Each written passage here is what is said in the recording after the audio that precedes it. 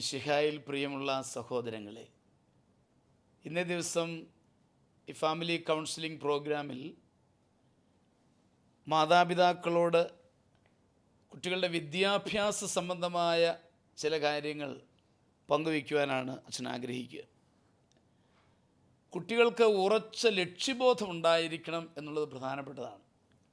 എന്ന് പറഞ്ഞാൽ ഒരു 5 അടി 5 ഇഞ്ച് ചാടണം എന്നാഗ്രഹിക്കുന്നുണ്ടെങ്കിൽ 5 അടി ഒരു 6 ഇഞ്ച് ചാടണമെന്നുള്ള ലക്ഷ്യബോധം വേണം. എന്ന് ഞാൻ പറയുമ്പോൾ വളരെ താഴ്ന്നതോ വളരെ ഉയർന്നതോ ആയ ലക്ഷ്യബോധങ്ങൾ വയ്ക്കരുത്. അങ്ങനെ വെച്ചാൽ റിയലിസ്റ്റിക് ആവുകയില്ല. അത് തന്നെയാണ് ഉദ്ദേശിക്കുന്നത്. 75% മാർക്ക് കണക്കിന് വാങ്ങുന്ന കുട്ടി 100% വാങ്ങണമെന്നുള്ള ലക്ഷ്യം ഇട്ടെന്നിരിക്കട്ടെ, അതിൽ തെറ്റില്ല. അങ്ങനെ ഇടുമ്പോൾ ആ ലക്ഷ്യത്തെത്താനുള്ള പ്രക്രിയയെ നമ്മൾ പല ചവിട്ടുപടികളായിട്ട് ശ്രദ്ധിക്കേണ്ടതുണ്ട്. നിങ്ങൾ കുട്ടികൾക്കത് പറഞ്ഞു മനസ്സിലാക്കി കൊടുക്കണം. കുട്ടികൾ കേൾക്കുന്നുണ്ടെങ്കിൽ അവർക്ക് ഉപകാരപ്രദമാവട്ടെ. ഒന്നാമതായിട്ട് ക്ലാസ്സിൽ ശ്രദ്ധിക്കുക. ക്ലാസ്സിൽ ശ്രദ്ധിക്കാതെ ഞാൻ എന്തേരെ വായിച്ചാലും എന്തേരെ പഠിച്ചാലും ഹൃദയത്തിൽ പതിയുകയില്ല. ശ്രദ്ധിക്കുന്നത് വളരെ പ്രധാനപ്പെട്ടതാണ്. രണ്ടാമത്, മനസ്സിലാകാതെ വന്നാൽ ടീച്ചറിനോട് ചോദിച്ച് സംശയം ദൂരീകരിക്കണം. അതിനുള്ള തൻ്റെ സന്മനസ്സും വേണം കുട്ടിക്ക്. അതൊരു ടീച്ചറിനും ഇഷ്ടപ്പെടാതെ വരികയില്ല. അത് ചോദിക്കണം എന്നുള്ളതാണ് ഞാൻ പറഞ്ഞത്. അല്ലാതെ ടീച്ചർ പറഞ്ഞു പോയല്ലോ ഇനി പോട്ടെ എന്ന് വിചാരിക്കരുത്. മൂന്നാമതായിട്ട്, പുസ്തകത്തിന് പുറമേയുള്ള ചോദ്യങ്ങൾ ചോദിക്കാനുള്ള തൻ്റെ ഇടവും കൂടി ആർജിക്കണം. അങ്ങനെ നമുക്ക് 100%ലേക്ക് എത്തിച്ചേരുവാൻ സാധിക്കും എന്നുള്ളത് ഞാൻ പ്രത്യേകം എടുത്തു പറയുകയാണ്. മാതാപിതാക്കളായ നമ്മൾ കുറ്റബോധമുളവാക്കുന്ന വാക്കുകൾ, അല്ല ഭീഷണി മുഴക്കുന്ന വാക്കുകളൊന്നും പറയരുത്. അത് ഒഴിവാക്കേണ്ടതാണെന്നാണ് ഞാൻ പറഞ്ഞു വരുന്നത്. ചിലപ്പോഴെങ്കിലും ഉണ്ടാകും. ഉദാഹരണമായിട്ട്, പരീക്ഷയ്ക്ക് 75% മാർക്ക് വാങ്ങിയില്ലെങ്കിൽ അമ്മ മോനോട് കൂട്ടുകൂടില്ല.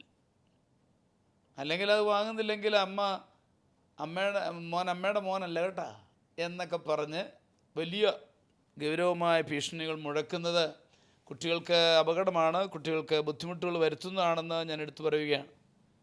അവരടിക്കുക, വഴക്ക് പറയുക, പതിവിൽ കൂടുതൽ ശകാരിക്കുക, ചിലപ്പോൾ ശപിക്കുക, ചീത്ത പറയുക, രക്ഷയില്ല, ഇതുങ്ങളെ കൊണ്ട് ഞാൻ മടുത്തു, നിങ്ങൾ എന്നാ വേണേലും കാണിക്കും. ഇങ്ങനെയൊക്കെയുള്ള നെഗറ്റീവ് കമൻറ്റ്സ് ചിലപ്പോൾ മാതാപിതാക്കളുടെ ഭാഗത്തുനിന്നുണ്ടാവും. അത് കുട്ടികൾക്ക് ദൂഷ്യമേ ചെയ്യുകയുള്ളൂ എന്നുള്ളതാണ് ഞാൻ പറഞ്ഞു വരുന്നത്. അപ്പോൾ ചെയ്യരുത്. ഒരു കൈക്കൂലി കൊടുക്കാൻ പാടില്ല. കൈക്കൂലി കൊടുക്കാമെന്ന് ഞാൻ ഉദ്ദേശിച്ചത്, നീ കണക്കിന് 100% മാർക്ക് മേടിക്കുകയാണെങ്കിൽ നിനക്ക് ഞാൻ 100 രൂപ പോക്കറ്റ് മണി തന്നേക്കാം. ഇങ്ങനെ നേരത്തെ ഒരു വാഗ്ദാനം ചെയ്യുകയാണ്. കുട്ടികൾക്ക് പഠിക്കാനുള്ള വലിയ പ്രേരണയാകുമെന്നും കരുതണ്ട. കുട്ടിയുടെ ലക്ഷ്യബോധം മാറുകയാണ്. അവിടെ ആ പൈസയ്ക്ക് വേണ്ടിയുള്ള നോട്ടങ്ങളൊക്കെ വരികയാണ്. അത് നന്മയല്ല. എന്നാൽ മുൻകൂട്ടി സൂചിപ്പിക്കാതെ, നേരത്തെ ഒന്നും പറയുകയില്ല, ഒന്നുമില്ലാതെ നല്ല പ്രകടനങ്ങൾ കാഴ്ചവെക്കുമ്പോൾ മാതാപിതാക്കൾ കുട്ടികളെ അപ്രീഷിയേറ്റ് ചെയ്യണം, അഭിനന്ദിക്കണം. പോരാ, ഒരുപക്ഷേ ഏതെങ്കിലും റിവാർഡൊക്കെ, സമ്മാനമൊക്കെ വേണമെങ്കിൽ മേടിച്ചു കൊടുക്കുന്നതിലും തെറ്റൊന്നുമില്ല. റിവാർഡ് വാസ്തവത്തിൽ പ്രകടനത്തെ റീഇൻഫോഴ്സ് ചെയ്യുകയാണ്. കൈക്കൂലി അതല്ല. അപ്പോൾ നമ്മൾ സമ്മാനം കൊടുക്കുമ്പോൾ അത് കൂടുതൽ ഇവനെ ശക്തിപ്പെടുത്തുകയാണ് ചെയ്യുന്നത് എന്ന കാര്യം നമ്മൾ പ്രത്യേകം ഓർത്തിരിക്കേണ്ടതാണ്. ഈ ചില കാര്യങ്ങൾ നിങ്ങളെ അനുസ്മരിപ്പിച്ചുകൊണ്ട് ഇന്നത്തെ നമ്മുടെ ചോദ്യങ്ങളിലേക്ക് നമുക്ക് കടന്നു ചെല്ലാം. ഇന്ന് നമ്മുടെ ആദ്യത്തെ ചോദ്യം ആരുടേതാണ്? ബോംബെയിൽ നിന്ന് ടോമിച്ചൻ എഴുതുന്ന കത്താണ്. പ്രിയ ബഹുമാനപ്പെട്ട അച്ഛ, എൻ്റെ മകൻ രാജു 9ാം ക്ലാസ് വരെ നന്നായി പഠിക്കുമായിരുന്നു. 10ാം ക്ലാസ് കഴിഞ്ഞ് +2 ആയപ്പോൾ കൂടുതൽ പഠിക്കുന്നതിന് പകരം മയക്കുമരുന്നിന് അടിമയാവുകയും ചെയ്തു. ആദ്യമൊന്നും ഞങ്ങൾക്ക് മനസ്സിലായില്ല. ആവശ്യമായ പണം കള്ളത്തരങ്ങൾ പറഞ്ഞ് അവൻ സ്വന്തമാക്കും. ഇപ്പോൾ അവൻ വളരെ വയലൻ്റാണ്. ഞാൻ സ്നേഹിച്ചും അല്ലാതെയും ഒക്കെ ഒത്തിരി ഉപദേശിച്ചു നോക്കി. ഒരു മാറ്റവും കാണുന്നില്ല. എൻ്റെ ഭാര്യ ഇതേക്കുറിച്ച് വളരെ അസ്വസ്ഥയാണ്. ഞങ്ങൾ പ്രാർത്ഥിക്കുന്നുണ്ട്. അച്ഛൻ്റെയും ടീമിൻ്റെയും പ്രാർത്ഥനയോടൊപ്പം ഞങ്ങൾ ഇനിയും എന്ത് ചെയ്യണമെന്നുകൂടി പറഞ്ഞു തരാമോ? തീർച്ചയായിട്ടും ഞാൻ ടോമിച്ചൻ്റെ വിഷയം മനസ്സിലാക്കുന്നു. ഇത് പല കുടുംബങ്ങളിലെയും പ്രശ്നമാണ്. ഇന്ന് ഈയിടെ ഇത് അല്പം കൂടിയിട്ടുണ്ടെന്നാണ് ഞാൻ മാധ്യമങ്ങളിൽ നിന്ന് മനസ്സിലാക്കുന്നത്. ചെറുപ്പക്കാരായ ഒത്തിരി ആളുകൾ ഇന്ന് ഈ ഡ്രഗ്സിൻ്റെ പുറകെ പോകുന്നുണ്ട് എന്നുള്ളത് ഞാൻ മനസ്സിലാക്കുകയാണ്. ഇത് എത്രയോ വലിയ നാശമാണ് എന്ന് തിരുവചനം തന്നെ എടുത്തു പറയുന്നുണ്ട്. ജോബിൻ്റെ പുസ്തകം 20-ാം അധ്യായം 12 മുതൽ 14 വരെയുള്ള വാക്യങ്ങൾ മനോഹരമായിട്ടത് വർണ്ണിക്കുന്നുണ്ട്. നിങ്ങൾക്കറിയാം, നാവിനടിയിൽ വയ്ക്കുന്ന ഈ സാധനം അത് ഉഗ്രവിഷമാണ്. അത് നമ്മുടെ ജീവിതത്തെ നശിപ്പിക്കുമെന്ന് തന്നെ തിരുവചനം എടുത്തു പറയുന്നത് ഞാൻ ഇവിടെ ഓർമ്മിക്കുകയാണ്. കത്തോലിക്കാ സഭയുടെ മതബോധന ഗ്രന്ഥം 2291 ഇങ്ങനെ പറയുന്നുണ്ട്: മയക്കുമരുന്നുകളുടെ ഉപയോഗം ഗൗരവമായ തെറ്റാണ്. അപ്പോൾ അതിന് യാതൊരു സംശയം ഉണ്ടാകേണ്ട കാര്യമില്ല, അത് വളരെ ഗൗരവമായ തെറ്റാണ്. നമ്മൾ കുട്ടികളെ സ്നേഹിക്കണം, അതോടൊപ്പം അവരുടെ പെരുമാറ്റ രീതികൾ കുറച്ചുകൂടെ ശ്രദ്ധിക്കണമെന്ന് എനിക്ക് എല്ലാ മാതാപിതാക്കളും പറയാനുണ്ട്. പൊതുവേ കാണുന്ന ഒരു ട്രെൻഡ് തൻ പിള്ള പൊൻകുഞ്ഞ്, ഇങ്ങനെ എൻ്റെ കൊച്ചിനൊരു കുഴപ്പമില്ല. കാര്യം ഇതാ, ലോകത്തിലൊക്കെ ഇങ്ങനെ പ്രശ്നമുണ്ട് കേട്ടോ, പക്ഷേ എൻ്റെ കൊച്ചിന് ഒന്നുമില്ല, പറഞ്ഞാലും വിശ്വസിക്കത്തില്ല. ഒരു ഇടവകയിലായിരിക്കുന്നതുകൊണ്ട് ഞാനത് പറയുകയാണ്. അവർക്കും അങ്ങനെ ഒരു ധാരണയുണ്ട്. അങ്ങനെ വിചാരിച്ചിട്ടുണ്ട്, നമ്മുടെ ഈ പൊതു ജീവിത സാഹചര്യങ്ങളിൽ ഇറങ്ങിച്ചെല്ലുന്ന പിള്ളേരല്ലേ, അപ്പോൾ ഇങ്ങനെയുള്ള ട്രെൻഡുകൾ ഉണ്ടാവും. അതുകൊണ്ട് നമ്മൾ ശ്രദ്ധിക്കണമെന്നാണ് എനിക്ക് പറയാനുള്ളത്. പിന്നെ ടോമിച്ചനോട് എനിക്ക് പറയാനുള്ളത്, ടോമിച്ചനാണ് ഈ കത്ത് എഴുതിയത്. എൻ്റെ ഒരു അഭിപ്രായം, ടോമിച്ചൻ മകനെ ഒരു ഡി അഡിക്ഷൻ സെൻറ്ററിൽ കൊണ്ടുപോകണം എന്നാണ്. കാരണം ഇപ്പോൾ അത് അഡിക്ഷൻ ആയിട്ടുണ്ട്. അതുകൊണ്ടാണ് അവന് വയലൻ്റ് ആകുന്നു, ഇത് കിട്ടാതെ അവന് സമ്മതിക്കാൻ പറ്റില്ല, അങ്ങനത്തെ ഒരു അവസ്ഥ എത്തിയിട്ടുണ്ട്. അഡിക്ഷൻ്റെ ലക്ഷണമാണ്. അതുകൊണ്ട് ഉപദേശങ്ങളെക്കാൾ ഉപരിയായിട്ട് ഡി അഡിക്ഷൻ സെൻറ്ററിൽ കൊണ്ടുപോകണം. ഇതിന് ഫലപ്രദമായ ചികിത്സ ഉണ്ട്. അങ്ങനെ മകനെ രക്ഷിച്ചെടുക്കണം എന്ന് തന്നെയാണ് എനിക്ക് പറയാനുള്ളത്. ടോമിച്ചന് ബോംബെയിൽ നിന്നാണ് വിളിക്കുന്നത്. അതുകൊണ്ട് എനിക്ക് കൃത്യമായിട്ട് അവിടുത്തെ സെൻറ്റേഴ്സ് ഒന്നും പറഞ്ഞു തരാൻ അത്ര അറിവില്ല. എങ്കിലും ഒരുപക്ഷെ ഞാൻ വേണമെങ്കിലും അന്വേഷിച്ചിട്ട് പറയാം. അങ്ങനെ താല്പര്യം ഉണ്ടെങ്കിൽ എന്നെ വിളിക്കണം. എൻ്റെ മൊബൈൽ നമ്പർ 9447258837 ആണ്. ചില കത്തുകളിൽ അച്ഛൻ നമ്പർ അറിയാൻ പാടില്ല എന്ന് പറഞ്ഞതുകൊണ്ടാണ് ഞാൻ സൂചിപ്പിച്ചത്. അതുകൊണ്ട് കൂടാതെ നമ്മൾ കുടുംബം ശരിക്കും പ്രാർത്ഥിക്കണം. നിങ്ങൾ പ്രാർത്ഥിച്ചുകൊണ്ടാണ് ഇരിക്കുന്നതെന്ന് അറിയാൻ എനിക്ക് സന്തോഷമുണ്ട്. അതുകൊണ്ട് തന്നെ ഞാൻ പറയും, ഈശോയുടെ തിരുരക്തം ഈ മകൻ്റെ മേൽ തളിച്ച് പ്രാർത്ഥിക്കുക. ഞങ്ങളും പ്രാർത്ഥിക്കാം. മകനെ നമുക്ക് രക്ഷിച്ചെടുക്കണം, യാതൊരു സംശയമില്ല. നിരാശയൊന്നും ടോമിച്ചന് വേണ്ട. ടോമിച്ചന് നല്ല മനസ്സ് ദൈവം കാണുന്നു. തീർച്ചയായിട്ടും നിങ്ങളുടെ പ്രാർത്ഥന ദൈവം കേൾക്കുന്നു. ഭാര്യയോടും ഈ ആശ്വാസവാക്കുകൾ പറഞ്ഞുകൊണ്ട് നമുക്കൊന്നിച്ച് പ്രാർത്ഥനയിലൂടെ ആ മകനെ രക്ഷിച്ചെടുക്കണം. അതിനായിട്ട് ഞങ്ങൾ പ്രാർത്ഥിക്കാമെന്ന് വാഗ്ദാനം ചെയ്യുന്നു. ഇതേക്കുറിച്ച് മേഴ്സിക്കെന്താണ് പറയാനുള്ളത്? മകൻ്റെ ഇപ്പോഴത്തെ അവസ്ഥയെക്കുറിച്ചുള്ള അപ്പൻ്റെ വേദനയാണ് നമ്മളിവിടെ വായിച്ച് മനസ്സിലാക്കിയത്. പക്ഷേ മകൻ 9-ാം ക്ലാസ് വരെ നന്നായി പഠിച്ചു. 10-ാം ക്ലാസ് കഴിഞ്ഞ് +2 ആയപ്പോൾ മുതൽ അവൻ ഉഴപ്പാൻ തുടങ്ങിയെന്ന് അപ്പൻ എഴുതിയിട്ടുണ്ട്. പക്ഷേ ഇവിടെ ഇപ്പോൾ അപ്പൻ വേദനിക്കുന്നത് അവൻ്റെ മാർക്ക് കുറയുന്നതോ പഠനത്തിൽ പുറകോട്ട് പോയതോ എന്നതിലുപരി മയക്കുമരുന്നിന് അടിമയായതാണ് അപ്പനെ വല്ലാതെ വിഷമിപ്പിക്കുന്നത്. കുടുംബത്തെ മൊത്തം വിഷമിപ്പിക്കുന്ന അതാണ്. അപ്പോൾ ഇതിൽ നിന്ന് ഞാനൊന്നും മനസ്സിലാക്കുന്നത്, ഇവനെ നന്നായിട്ട് ലാളിച്ചായിരിക്കാം, സ്നേഹം കൊടുത്തായിരിക്കാം മാതാപിതാക്കൾ വളർത്തിക്കൊണ്ട് വന്നത്. ഇപ്പോൾ അവൻ്റെ ഭാഗത്തു നിന്നുണ്ടാകുന്ന ഈ മാറ്റം അവരെ വല്ലാതെ ഭയപ്പെടുത്തുന്നുണ്ട്. വേദനിപ്പിക്കുക മാത്രമല്ല, ഭയപ്പാടും ഉണ്ടാക്കുന്നുണ്ട്. അപ്പോൾ ഇങ്ങനെയുള്ള കാര്യങ്ങളിൽ മാതാപിതാക്കൾ പ്രത്യേകം ചെറുപ്പം മുതലേ അവരെ ശിക്ഷണത്തിൽ വളർത്തണമെന്നും വചനം പറയുന്നുണ്ട്. പ്രഭാഷകൻ 30:13 മകൻ്റെ ലജ്ജാകരമായ പ്രവൃത്തികൾ നിമിത്തം ദുഃഖിക്കാതിരിക്കേണ്ടതിന് അവനെ ശിക്ഷണത്തിന് വളർത്താൻ ശ്രമിക്കുക. അപ്പോൾ ഇത് നമ്മൾ മാതാപിതാക്കൾ എല്ലാവരും ചെയ്യേണ്ട കാര്യമാണ്. ശിക്ഷണം കൊടുത്ത് വളർത്തണം. ഇവരെ നന്നായി വളർത്തിക്കൊണ്ട് വന്നതായിരിക്കാം, പക്ഷേ കൂട്ടുകെട്ടിൽ കാലാന്തരത്തിൽ ഇങ്ങനെ ഒരു അവസ്ഥയായതായിരിക്കാം. പക്ഷേ ഈ അപ്പനോട് പറയാനുള്ളത്, മാതാപിതാക്കൾ ഒന്നിച്ച്, അപ്പനും അമ്മയും ഒന്നിച്ച് ഈ മകന് വേണ്ടിയിട്ട് നന്നായിട്ട് ത്യാഗമെടുത്ത് പ്രാർത്ഥിക്കുക, ഉപവസിച്ച് പ്രാർത്ഥിക്കുക. ഇതുപോലെ അച്ഛൻ പറഞ്ഞതുപോലെ ഏതെങ്കിലും സെൻറ്ററിൽ കൊണ്ടുപോയി അവന് കൗൺസിലിങ്ങോ അതിന് വേണ്ട ട്രീറ്റ്മെൻറ്റോ ചെയ്യാൻ അതിനും പരിശ്രമിക്കണം. പക്ഷേ അതിനൊക്കെ ഉടനെ നിർബന്ധിച്ച് കൊണ്ടുപോകാനായിട്ട് ചിലപ്പോൾ സാധിച്ചെന്ന് വരില്ല. പക്ഷേ സ്റ്റെപ്പ് ബൈ സ്റ്റെപ്പായിട്ട് കാര്യങ്ങൾ നടത്തണം. പക്ഷെ ദൈവത്തിന് അസാധ്യമായിട്ടൊന്നുമില്ല. ഏശയ്യായുടെ പ്രവചനം, ഏശയ്യായുടെ പുസ്തകം 44-ാം അധ്യായം 31-ാമത്തെ വചനം പറയുന്നുണ്ട്, വരണ്ട ഭൂമിയിൽ ജലവും ഉണങ്ങിയ നിലത്ത് അരുവികളും ഞാൻ ഒഴുക്കും. നിൻ്റെ സന്തതികളുടെ മേൽ എൻ്റെ ആത്മാവും നിൻ്റെ മക്കളുടെ മേൽ എൻ്റെ അനുഗ്രഹവും ഞാൻ വർഷിക്കും. അപ്പോൾ ഇവൻ്റെ ഈ ഉണങ്ങി വരേണ്ട അവസ്ഥയിൽ, ആകപ്പാടെയുള്ള ഈ നിർജീവമായ അവസ്ഥയിലേക്ക് ദൈവത്തിൻ്റെ ആത്മാവിനെ വിളിച്ചപേക്ഷിച്ച് ഈ മാതാപിതാക്കൾ പ്രാർത്ഥിക്കട്ടെ. അതുപോലെ തന്നെ ഇതുപോലെ ബുദ്ധിമുട്ടുന്ന അനേകം കുഞ്ഞുങ്ങളുണ്ട്, അനേകം യുവാക്കളുണ്ട്. അവർക്ക് വേണ്ടിയും ഇവർ മധ്യസ്ഥം വഹിച്ച് പ്രാർത്ഥിക്കട്ടെ. ദൈവം അവനെ തിരിച്ചു കൊണ്ടുവരും. നമുക്കെല്ലാവർക്കും അതിനായിട്ട് പ്രാർത്ഥിക്കാം. ഉപവസിച്ച് പ്രാർത്ഥനയിലൂടെ അവനെ നേടിയെടുക്കാണ്ട് പരിശ്രമിക്കുക. എബ്രഹാം എന്താ പറയുന്നു? ഇത് ഇന്ന് പൊതുവെ കാണുന്നൊരു വലിയ വിഷയമാണ്. ഇപ്പോൾ ബോംബെയിൽ നമുക്ക് അറിയില്ല, കേരളത്തിൽ ഇന്ന് പറയുന്നത് ഒരു 80% നമ്മുടെ ഈ 9, 10, 11, 12 ക്ലാസ്സിലെ കുട്ടികൾ കഞ്ചാവ് തുടങ്ങിയ കാര്യങ്ങളിലേക്ക് അവർ വരുന്നു എന്നാണ്. അത് പലരും ട്രാപ്പിൽപ്പെടുന്നതാണ്. കൂട്ടുകാരിൽ നിന്ന് ഒന്ന് രസത്തിനെന്നും പറഞ്ഞൊക്കെ വരുന്നു, പിന്നെ അവനെ മാറാൻ മേലാതിരിക്കുന്ന അവസ്ഥ വരുന്നു. ഇവിടെ 2 കാര്യങ്ങൾ വരുന്നുണ്ട്. ഒന്ന്, നമ്മുടെ പഴയ കുടുംബാന്തരീക്ഷം ഇന്ന് കുടുംബമില്ല. പണ്ട് കുടുംബത്തിൽ മാതാപിതാക്കളും മക്കളും എല്ലാവരും സംസാരിക്കുന്നു, കാര്യങ്ങൾ ഷെയർ ചെയ്യുന്നു, പ്രാർത്ഥിക്കുന്നു. ഇന്ന് അതിന് പകരം ടി വിയും കാര്യങ്ങളും സീരിയലും കാര്യങ്ങളും മുഴുവനും സീരിയലും അതുപോലെ തന്നെ കമ്പ്യൂട്ടറും അതുപോലെ തന്നെ മൊബൈലും. കഴിഞ്ഞ ദിവസം ഒരു ചിത്രം കണ്ടു, രസകരമായിരുന്നു. ഒരു വല്യമ്മയെ കാണാനൊരു കുടുംബം പോകുന്നു. കുടുംബം വല്യമ്മയെ ഇരുത്തിക്കൊണ്ട്, സിനിമ അല്ല, ഒരു പടം കണ്ടതാണ്. വല്യമ്മ നടക്കിരിപ്പുണ്ട്, മക്കളും അവരുടെ മക്കളും എല്ലാവരും ഒന്നിച്ച് വന്നിരിക്കുക. വല്യമ്മ നടക്കിരിക്കുന്നുണ്ട്, പക്ഷേ എല്ലാവരും ഇരുന്നുകൊണ്ട് മൊബൈൽ എടുത്ത് വെച്ചുകൊണ്ട് നോക്കിക്കൊണ്ടിരിക്കുക. കാണാൻ വന്നിട്ട് പോലും അവരുടെ ആ തലത്തിലേക്ക് വരുന്നു. ആ കുടുംബത്തിൻ്റെ പഴയ അന്തരീക്ഷം പൂർണ്ണമായി ഒരു ഇപ്പം നഷ്ടപ്പെട്ടു എന്ന് തന്നെ പറയാം. സ്നേഹത്തിൻ്റെയും പങ്കുവെക്കലിൻ്റെയും അന്തരീക്ഷം നഷ്ടപ്പെട്ടു, മറ്റൊരു തലത്തിലേക്ക് വരുന്നു. ഇവിടെ ഇപ്പം ഇവർ ടോമിച്ചേതായാലും നല്ല ഇതായിട്ട് കാണുന്നുണ്ട്. എന്നാലും നമുക്കറിയത്തില്ല കുടുംബത്തിൽ ഇച്ചിരിയുള്ള സ്നേഹത്തിൻ്റെയും ആ ഒരു അന്തരീക്ഷം ഒന്ന് മക്കൾക്ക്. പലരും ചോദിക്കാറുണ്ട്, ഞങ്ങൾ മക്കൾ ഒത്തിരി സ്നേഹം കൊടുത്താണ് വളർത്തിയത്. പക്ഷേ സ്നേഹം കൊടുക്കുന്നതിൻ്റെ കൂട്ടത്തിൽ ഈശോയെ കൊടുക്കാൻ പലയിടത്തും മറന്നു. സ്നേഹം എന്ന് പറയാൻ നമ്മുടെ മാനുഷികമായിട്ടുള്ളൊരിതല്ലേ, അതിന് പകരം ഈശോയും കൂടെ കൊടുത്ത് ഇത് രണ്ടും കൂടെ കൂട്ടിച്ചേർത്ത് വന്നാൽ ഇവരെ ബലപ്പെടുത്താൻ സാധിക്കുന്നു. കാര്യം പത്രോസിയ പറയുന്നുണ്ടല്ലോ, അലർന്ന സിംഹത്തെ പോലെ പാഞ്ഞു നടക്കുകയാണ്, ആരെയോ വീഴിക്കേണ്ടതെന്ന് നോക്കിക്കൊണ്ട് സാത്താൻ. അപ്പോൾ ഈ കുഞ്ഞുങ്ങളാണ്. ഇപ്പം നാളെ പാലായിലൊരു അച്ഛൻ പറയുമായിരുന്നു, ഇനി നമ്മൾ ആർക്കു വേണ്ടിയാണ് പ്രവർത്തിക്കുന്നത്?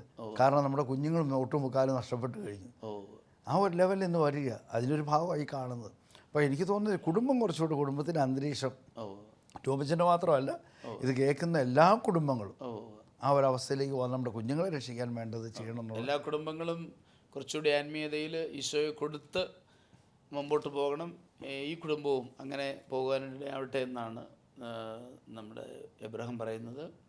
തീർച്ചയായിട്ടും ടോമിച്ച, ഞങ്ങൾ ബുദ്ധിമുട്ട് മനസ്സിലാക്കുന്നു, ഞങ്ങൾ പ്രാർത്ഥിക്കാം. നമുക്ക് ഈ ചില നിർദ്ദേശങ്ങൾ സ്വീകരിച്ചുകൊണ്ട് നമുക്ക് മുന്നോട്ട് പോകാനായിട്ട് പരിശ്രമിക്കാം. നമുക്ക് 2ാമത്തെ കത്ത് വായിക്കല്ലേ. കൽക്കട്ടയിൽ നിന്നും വർഗീസ് എന്ന കുടുംബനാഥൻ അയച്ച കത്താണ്.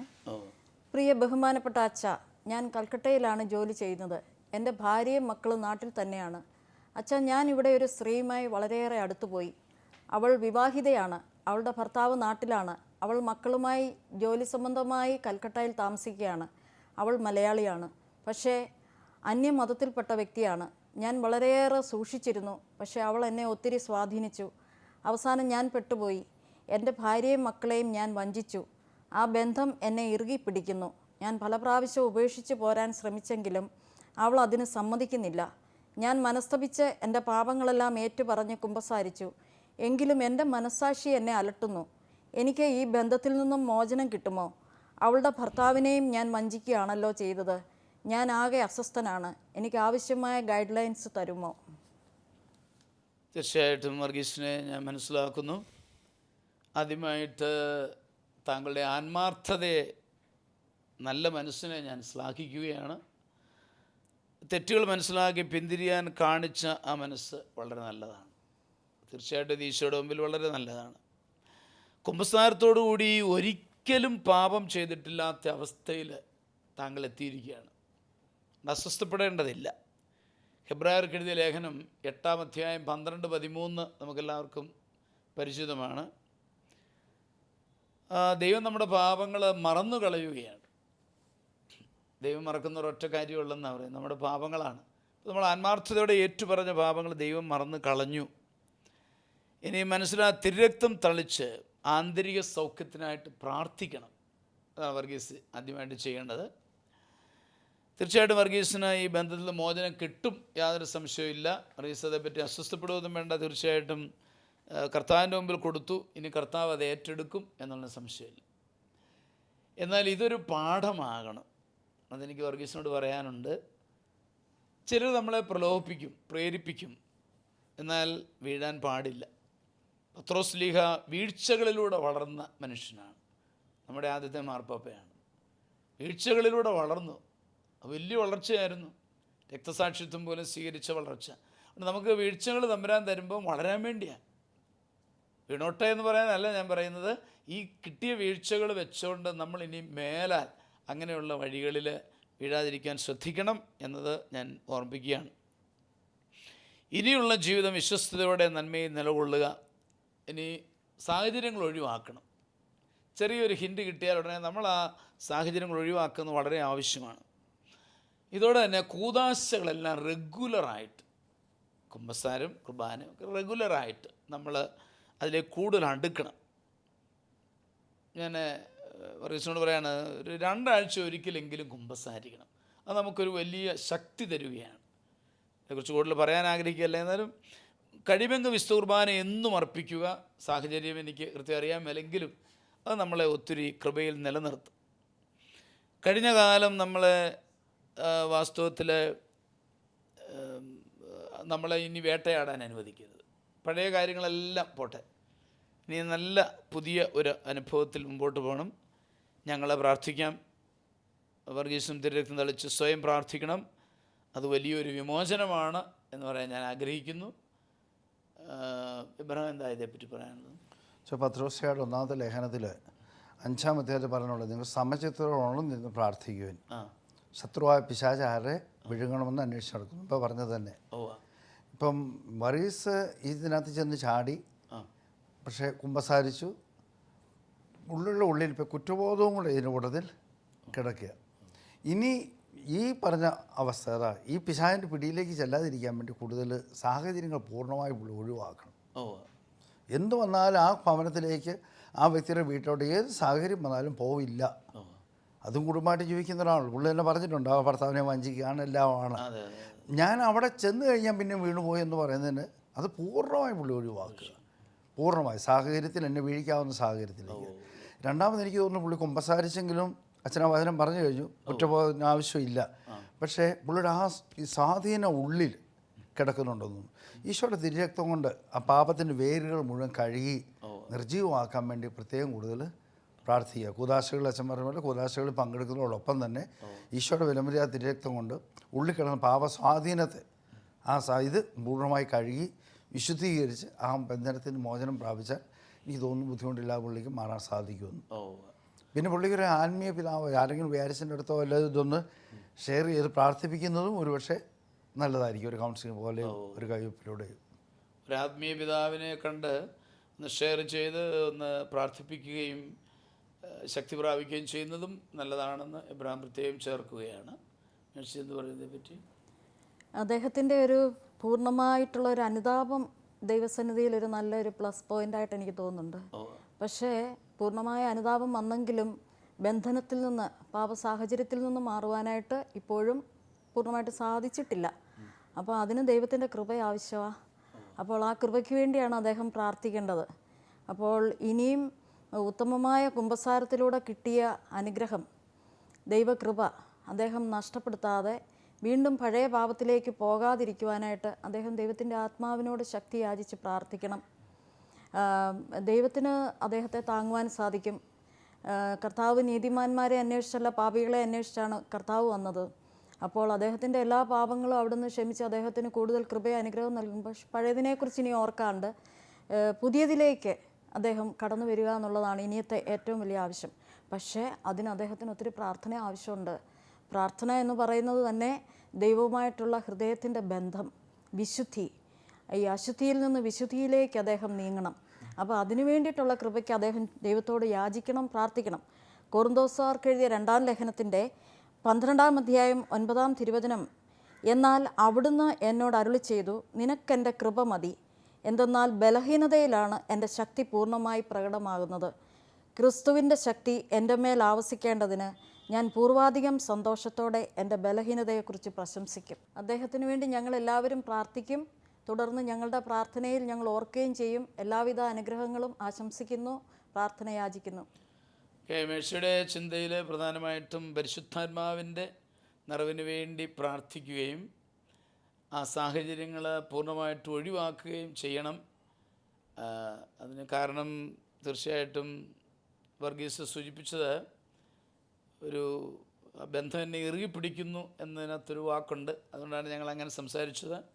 അപ്പോൾ അത് സാഹചര്യങ്ങൾ പൂർണ്ണമായിട്ട് ഒഴിവാക്കിക്കൊണ്ട് പരിശുദ്ധാത്മാവിനോടുള്ള പ്രാർത്ഥനയിൽ നിലനിൽക്കുകയും കൂദാശകൾ നന്നായിട്ട് സ്വീകരിച്ച് റെഗുലറായിട്ട് സ്വീകരിച്ച് മുന്നോട്ട് പോകണം. കൂടുതൽ നന്മയുടെ വഴിയിലൂടെ സാധിക്കുമെങ്കിൽ ഒരു സ്പിരിച്വൽ ഡയറക്ടറെ സ്വീകരിച്ച് അദ്ദേഹം നിർദ്ദേശങ്ങൾ സ്വീകരിച്ചുകൊണ്ട് ഭംഗിയായിട്ട് മുന്നോട്ട് പോകാനായിട്ട് പരിശ്രമിക്കണം. ഞങ്ങൾ മറിച്ച് വേണ്ടി പ്രത്യേകം പ്രാർത്ഥിക്കും.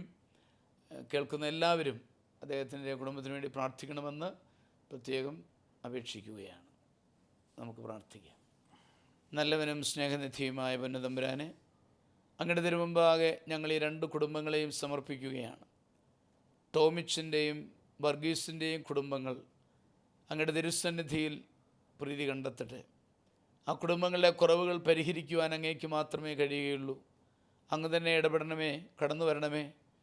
അവരുടെ കുടുംബങ്ങളിലെ ബുദ്ധിമുട്ടുകൾ എടുത്തു മാറ്റിക്കൊണ്ട് അവരെ അങ്ങ് പരീക്ഷിക്കണമേ.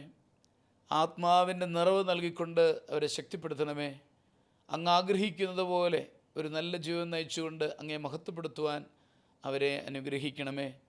ഞങ്ങളവരെ ഓരോരുത്തരെയും ഞങ്ങളുടെ തിരുമുമ്പാകെ സമർപ്പിക്കുന്നു. ആശീർവദിക്കണമേ. പിതാവും പുത്രനും പരിശുദ്ധാത്മാവുമായ സർവേശ്വര എന്നേക്കും ആമേൻ. ഈ പ്രോഗ്രാമിലേക്ക് കത്തുകളും അഭിപ്രായങ്ങളും അയക്കേണ്ട വിലാസം: to the producer, family counselling, Shalom television, Peruvannamuzhi PO, Kozhikode 673528. Email info@shalomtelevision.com.